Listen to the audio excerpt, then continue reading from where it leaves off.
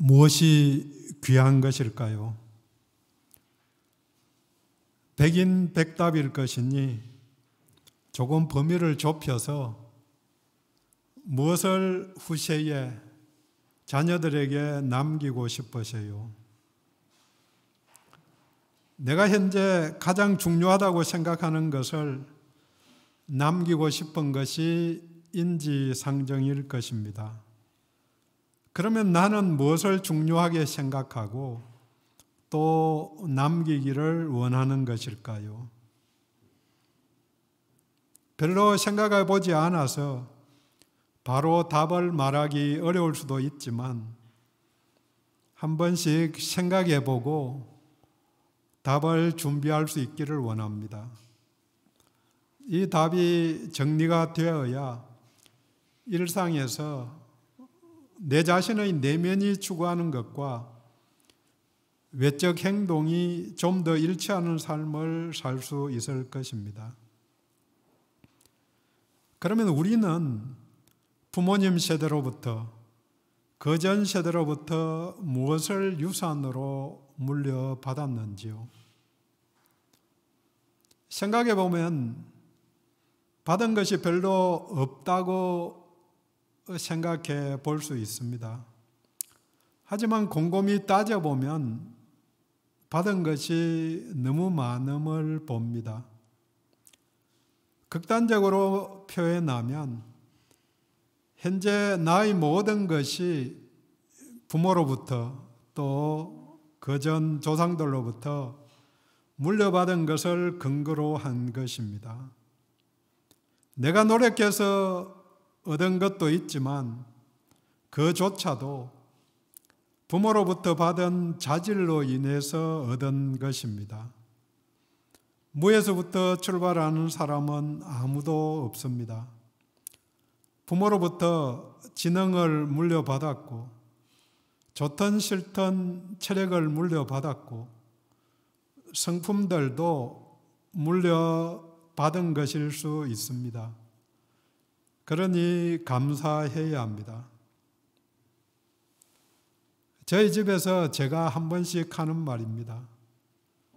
우리는 결혼할 때 아무것도 없이 시작했는데 이제는 너무 많이 가지고 있다. 아침에 일어나서 셔츠 흰색 입을까 파란색 입을까 걸려 있으니까요. 버리기는 버려야 되는데 버리려니까 아깝고 이런 것들 많은 거죠. 모든 것이 바람에 날려가도 복의 근원 되시는 주님 계시고 또 자녀들이 있으니까 확실하게 남은 것이다. 결혼하고 40년 동안 굶지 않고 살았으니까 이 안이 감사한 일인가. 우리의 선택과 노력으로 인한 것임에도 그 기초는 받은 것을 근거로 해서 이룬 것이기 때문입니다.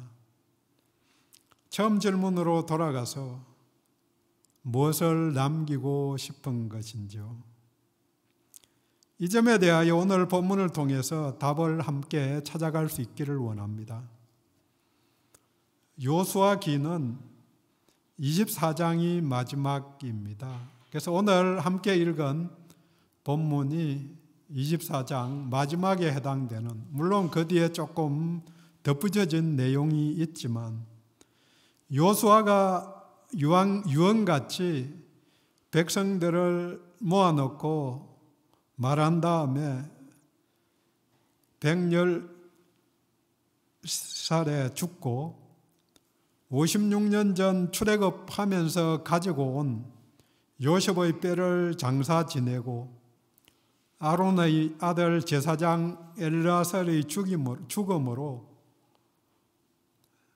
여호수아기가 마무리됩니다.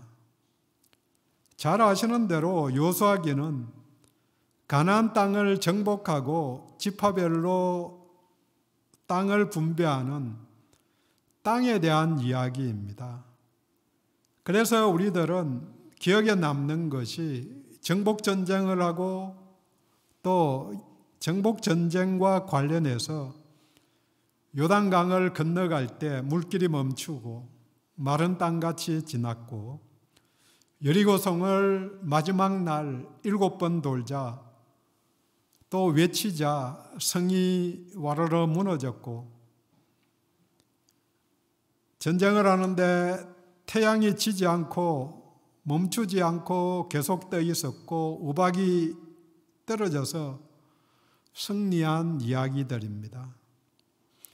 또 지파별로 어디에 땅을 얼마만큼 받았고 하는 부분에 관심이 많이 있습니다. 그래서 이 산지를 내게 주소서 이런 제목들을 여호수아기에서 또 갈렙을 통해서 듣게 되는 것입니다. 하지만 성경은 믿음에 관심을 갖고 또 믿음의 전수에 주의를 기울입니다. 그래서 요단강을 건너자 5장에 길갈에서 할례를 행하고 8장에서 셰겜에 이르러서 제단을 쌓고 번제물을 드리고는 에발산 앞과 그리심산 앞에 서서 축복과 저주의 율법을 낭독합니다.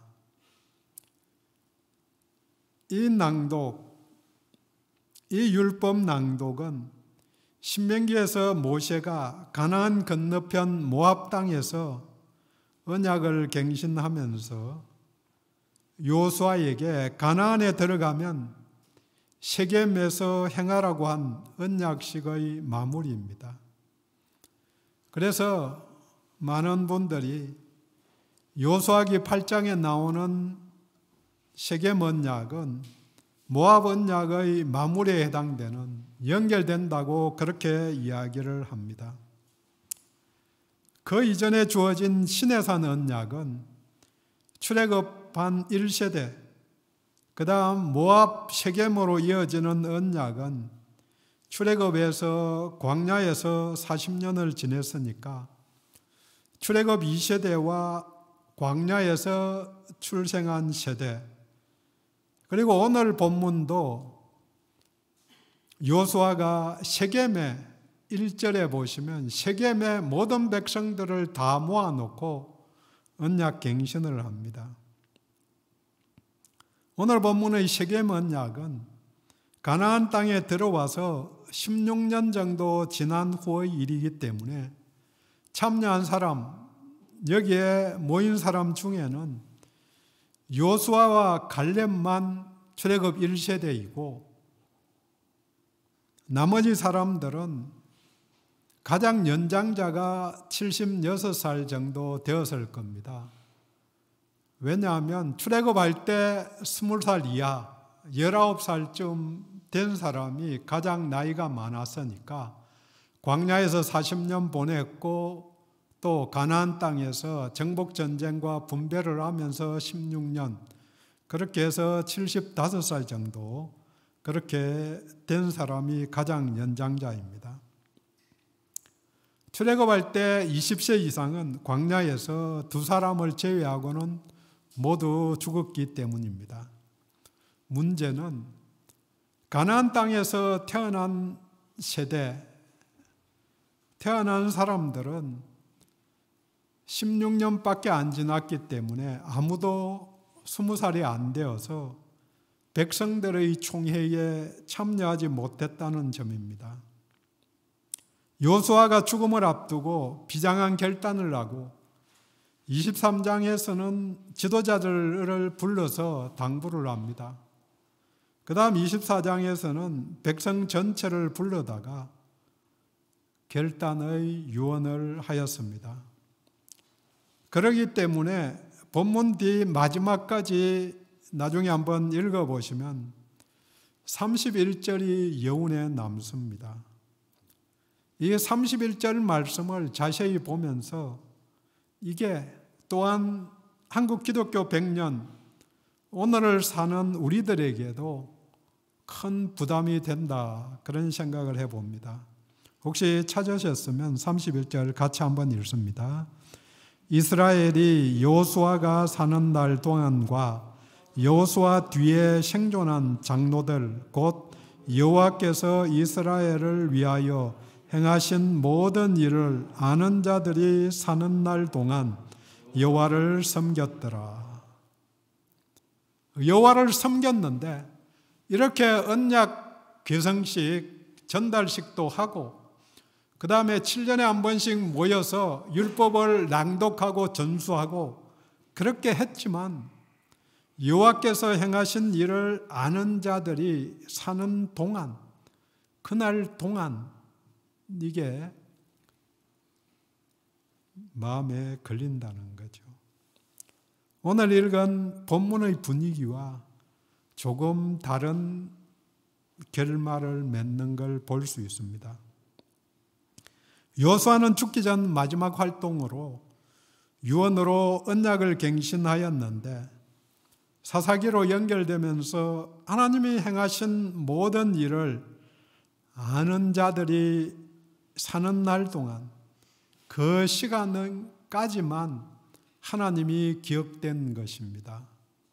하나님을 떠난 삶의 모습이 우리를 안타깝게 하면서 우리들에게도 새로운 도전을 줍니다. 이 점을 생각하면서 여호수아가 남긴 유산과 그 전들에 대해 같이 나눕니다. 첫 번째, 처음에 말씀드린 바도 있지만 누구에게나 유산이 있습니다. 그리고 유산은 현재의 근거가 되면서 과거를 기억으로 연결하는 것입니다. 1절 말씀에 여호수아가 이스라엘 모든 지파를 세겜에 모으고 16년 전에 축복과 저주의 언약을 나누었던 곳이기 때문에 그곳에 모이면 그때 참여한 백성들은 기억할 것입니다. 유언과 유산은 모두 듣고 나누는 것이 중요합니다. 모든 사람들을 모은 것은 이들이 자신의 사후에 여호수아 죽은 다음에 그 이야기를 거기에 참여한 자들이 믿음을 지켜나가기를 원했을 것입니다. 하지만 더 나아가서 가나안 세대, 지금 참여하지는 못했지만 태어나서 자라고 있는 저 아이들까지 전달되기를 원하는 마음이 더 컸을 것입니다. 그러면서 과거 조상들, 아브라함의 아버지 데라로부터 출발해서 지금까지 하나님께서 도우신 역사를 13절까지 말합니다. 출애굽 1세대로서 여호수아는 모세와 아론을 부른 5절부터 13절까지의 하나님의 인도와 보호하심을 이야기를 직접 경험을 했습니다. 이 이야기를 들은 백성들도 17절, 18절로 화답합니다. 우리도 우리 조상들과 여호와 하나님의 인도하심, 그리고 이적을 베푸심, 그리고 보호하심을 함께 경험했다. 이렇게 함께 참여한 백성들도 고백합니다. 그들의 직접적인 경험입니다. 동시에 여호수아와 같이 간접적인 경험, 조상들 때로부터 계속해서 믿음을 지켜왔고 그래서 복받았다 하는 게 전달되는 거죠. 이 경험의 고백, 정언이 조상들과 현재 세대를 연결하는 것입니다. 과거가 현재로 연결되는 것이 당연합니다. 조상들의 경험이 자신들의 경험으로 연결됩니다. 이것도 간접 경험이고 간접 경험도 경험이기 때문입니다. 살아가면서 우리는 모든 좋은 것을 직접 다 경험할 수는 없습니다.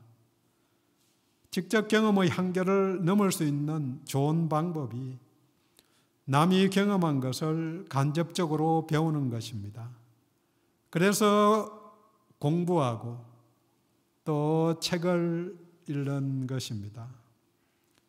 성경의 사람들은 조상들의 이야기가 자신들의 이야기로 받아들였고 믿음을 전수받고 전수했습니다. 물론 그렇게 되지 않을 때도 있지만 특별히 전환기에는 믿음의 전성이 더 중요하게 다가옵니다.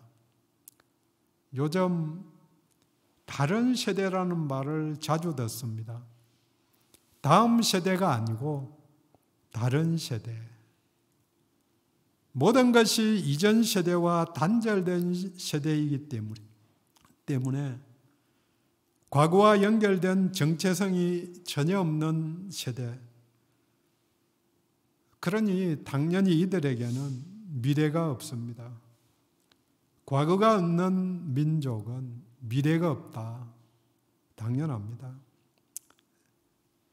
과거가 현재로 들어오면 집단의 정체성이 형성됩니다. 이 정체성을 바탕으로 우리는 미래를 위한 선택을 하게 됩니다. 이 정체성이 가진 핵심 가치가 선택을 잘 할 수 있게 도와줍니다. 두 번째로는 받은 유산을 확인한 다음 더 나은 미래를 위한 출발로 현재 선택을 해야 합니다. 여호수아가 남긴 유산은 선택을 하라는 요구입니다. 너희들은 지금 선택하라. 일상에서도 선택이 중요하지만 전환기에는 이 선택의 중요성이 훨씬 커집니다. 작은 선택이 국가를 멸망으로 몰고 가기도 하고 다시 회복하게 도우기도 합니다. 사르트르는 말합니다. 인생은 B와 D 사이의 C다. B, 본, 출생, D, 데스, 죽음. 그 사이에 초이스. 계속해서 선택한다는 거죠. 물론 사르트르가 실존주의자니까 자기 선택의 중요함을 말합니다. 하지만 본문은 19절 20절에서 여호와를 섬기지 않고 이방신을 섬기면 저주와 재앙이 있다고 말합니다. 죽음의 길입니다. 8장에서 선포한 세겜 언약과 연결됩니다. 마주한 두 봉우리 그리심산 아래에서 축복을 선포하고 또 반대편 에발산 아래에서 저주를 선포했습니다. 그 중간 세겜에 오늘 이들이 서 있는 것입니다. 그 중간 세겜에서 오늘 말씀은 B와 D 사이를 말합니다. B, bless, 축복과 생명. D, death, 죽음과 저주. 그 두 길 중에서 한 길을 선택하는 초이스 C가 있습니다. 선택해야 합니다. 14절에 권면합니다. 명령합니다. 여호와를 경외하며 온전함과 진실함으로 섬기라. 여호와만 섬기라. 23절 너희 마음을 여호와께로 향하라. 이 선택에는 난관이 있음을 기억해야 합니다. 그래서 계속적인 도전이 필요합니다. 인생길이 순탄하기만 하면 아주 좋을 것입니다. 하지만 순탄한 사람은 아무도 없을 것입니다. 산으로 가면 절벽과 계곡이 있고 바다로 가도 폭풍도 있고 태풍도 있습니다. 왜 세상살이가 힘들까? 한편으로는 세상이 악해서입니다.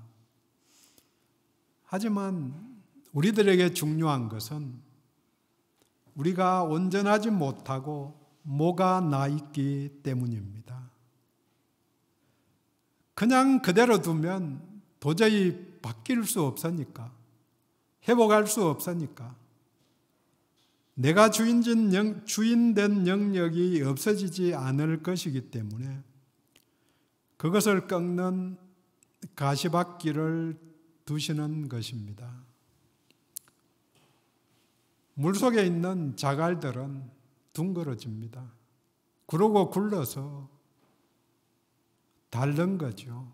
모난 부분이 닳아서 둥그렇게 되고 원형으로 온전한 모습을 갖추어 가는 것입니다. 혼자만 있으면은 그 모난 부분을 잘 볼 수 없지요. 세상 속에서 사니까, 부닥치니까 내 마음에 안 드는 사람들 만나죠.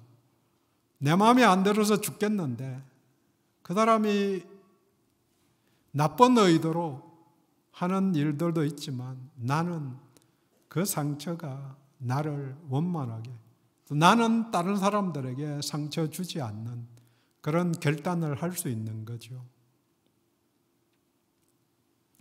지난 한 주간 다니엘 기도회에서 여러 사람들의 간증을 들으면서 그들 대부분이 도전하는 인생, 감당하기 힘든 어려움에도 불구하고 하나님을 의지하고 나아가는 삶, 그 속에서 하나님의 도우심과 인도하심을 말합니다.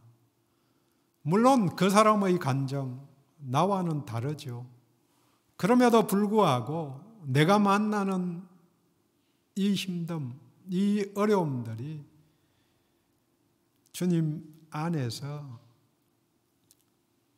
바뀌어지기를 원하는 거죠. 난관이 있습니다. 그 난관에도 불구하고 선택한 것을 붙잡고 나아가는 결단이 믿음의 결단입니다. 여호와와 다른 이방신이 다르다고 19절에서 설명합니다. 그는 거룩하신 하나님이시오 질투하시는 하나님이시니 너희의 잘못과 죄를 사하지 아니하실 것임이라. 신앙은 결단을 요청합니다. 이것도 저것도가 아니라 오직입니다. 우리들에게는 예수를 믿기로 한 선택이 우리를 미래로 인도합니다.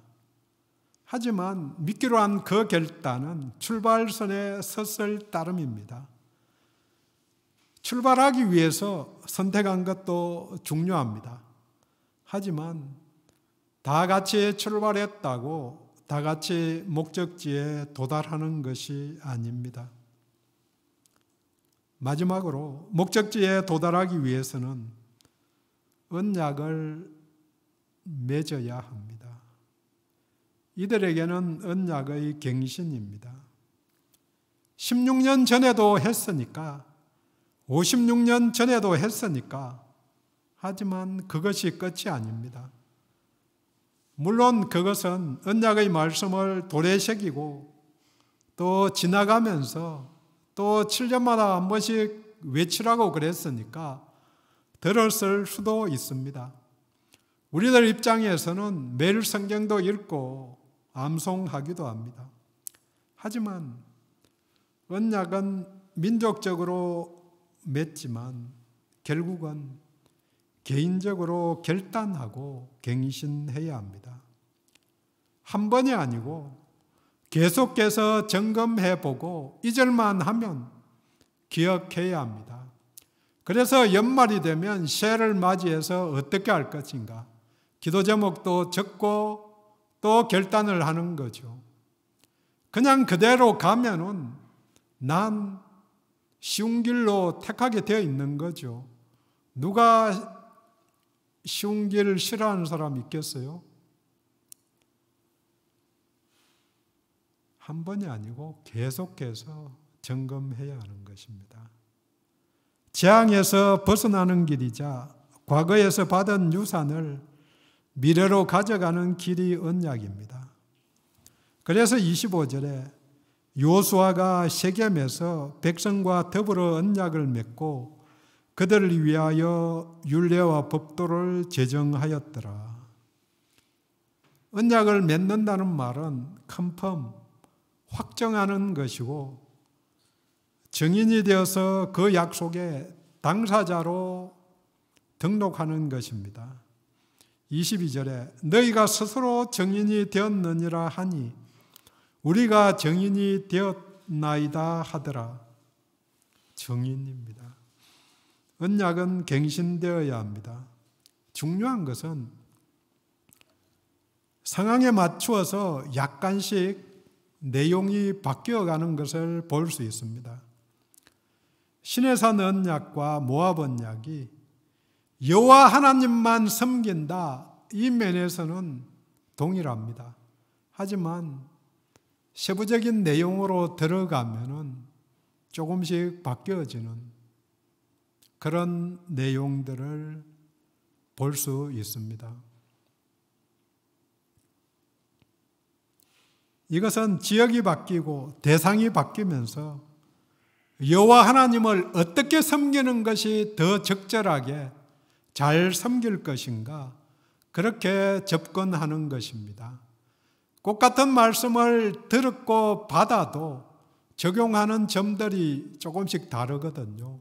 왜? 삶의 환경이 다르니까. 그래서 율법이 율법이라는 거죠. 그대로 지켜나가기만 하면 된다. 이게 한편으로는 지극히 당연하지만 또 한편으로는 당연하지 않다는 거죠.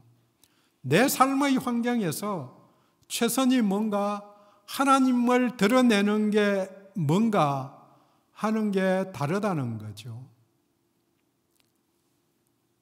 여러분들에게 데칼로그라는 영화를 이야기 나누면서 몇 분들에게는 이야기 드린 것 같은데요. 10가지 십계명에 대한 10가지 이야기인데 두 번째 영화가 낙태에 대한 이야기예요. 근데 낙태에 대한 관점보다는 더 중요한 관점이 낙태를 시키지 않기 위해서 의사가 거짓말을 해요. 의사는 거짓말을 하고 그래서 생명을 살고 여기서 우리들은 갈등하는 거죠. 왜? 거짓말 하지 말라, 이걸 생명을 걸고 지키는 사람들이 있지요. 중요하지요. 십계명에 들어있으니까 거짓말 하지 않는 게 당연하지요. 그런데 가치를, 거짓말하지 않는 것과 생명을 살리는 이 가치가 뭐가 더 중요한가 선택할 수 있습니다. 어떤 사람은 거짓말하지 않기로 해서 죽음을 선택했고 또 어떤 사람들은 거짓말을 하고 생명을 선택하는 쪽으로 나에 대한 이야기이기도 하고 남들에게 적용시킬 때에 하는 이야기이기도 하지요. 뭐가 더 귀한 건가? 이걸 보지 못하면은 어려워지는 거죠. 그렇기 때문에 이것을 더 중요하게 생각한다, 이게 조금씩 다르기 때문에 교단들도 많이 생기고 서로 갈등하는 거죠. 교회에서 싸우는 많은 문제들 생각해 보면은 나쁜 것을 하자 하는 사람과 좋은 것을 하자 하는 사람 간에는 절대 싸움이 일어나지 않아요. 하나님 이름을 걸고 하는데, 예수님의 이름을 걸고 하는데 둘 다 좋은 건데 무엇부터 할까? 어떤 사람은 선교부터 해야 된다. 당연하죠. 어떤 사람은 교육부터 해야 된다. 그렇게 해서 그냥 우선순위 이번에는 이렇게 정합시다 하면 좋을 것 같고 박 터지게 싸우고 교회가 쪼개져 나가고 그렇게 하는 거죠. 가정에서도 마찬가지죠. 생각해 보면 나쁜 짓 모의해서 하자, 물론 그런 가정들도 봤습니다. 그렇지만 대부분의 가정들은 좋은 일 하자 그러는데 무엇부터 할까?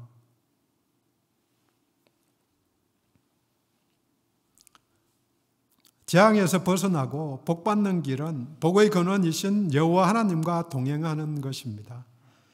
물론 구약 백성들은 말씀을 철저히 지킴으로 보증을 받았지만 우리는 예수를 영접하고 성령님이 내주하심으로 동행하게 된 점이 달라진 것입니다. 구약 이스라엘 역사를 보면 결국은 주어진 율법대로 살지 못하고 언약대로 살지 못하고 멸망하게 됩니다. 신약 그 후의 역사도 마찬가지죠. 그래서 새로운 언약을 주십니다. 예레미야서 31장 33절입니다. 그러나 그날 후에 내가 이스라엘 집과 맺을 언약은 이러하니 곧 내가 나의 법을 그들의 속에 두며 그들의 마음에 기록하여 나는 그들의 하나님이 되고 그들은 내 백성이 될 것이라. 책에 기록하고 돌판에 기록하고 외치고 그래도 안 되더라. 그래서 마음판에 기록하게 그날에 하겠다. 그게 언젠가 오순절 성령 강림 후에 성령님이 오심으로 그 후에 마음판에 말씀이 새겨지는 것입니다. 구약 성경에서 신약 성경으로 옛 언약이 새 언약으로 바뀌면서 돌에 새긴 율법이 마음에 새긴 법, 마음의 할례를 통해서 예수를 영원히 모시고 함께 할 수 있게 된 것입니다. 언약의 갱신은 정체성의 재확인입니다. 정체성이 믿음의 실천 순종으로 인도합니다. 요수아를 통해서 위대한 유산이 전달됩니다. 물론 이 유산의 출발이 아브라함입니다. 아브라함이 창세기 12장에 나온 대로 땅과 씨에 대한 약속, 일정 부분 요수아를 통해서 성취되었습니다. 하지만 영원한 성취는 예수 그리스도를 통해서 이루어집니다. 갈라디아서 3장 16절에 아브라함과 그 자손에게 약속하셨는데 자손들이 아니고 자손은 그리스도다. 그렇게 정언합니다. 아브라함의 유산이 본문 요수아를 통해서 결국 그리스도에게로 완성되어 드러났고 우리들도 그리스도 안에서 같은 복을 받게 된 것입니다. 정리합니다. 전환기에 죽음을 앞두고 요수아는 마지막 선택으로 언약을 갱신하였습니다. 약속은 잊을 만한 때에 잊지 않기 위해서 갱신해야 합니다. 한 번씩 약속한 것을 적어놓은 것을 리마인더 해야 합니다. 그러면서 외쳐야 합니다. 오직 나와 내 집은 여호와만 섬기겠다. 돌아서면 잊어버리고 돌아서면 다른 것을 귀하게 생각하지만 믿음의 결단을 하고 주님으로 모신 것을 기억하고 갱신해야 합니다. 그렇지 않으면 타락하게 됩니다. 고린도전서 10장 12절에 말합니다. 그런즉 선줄로 생각하는 자는 넘어질까 조심하라. 기도합니다.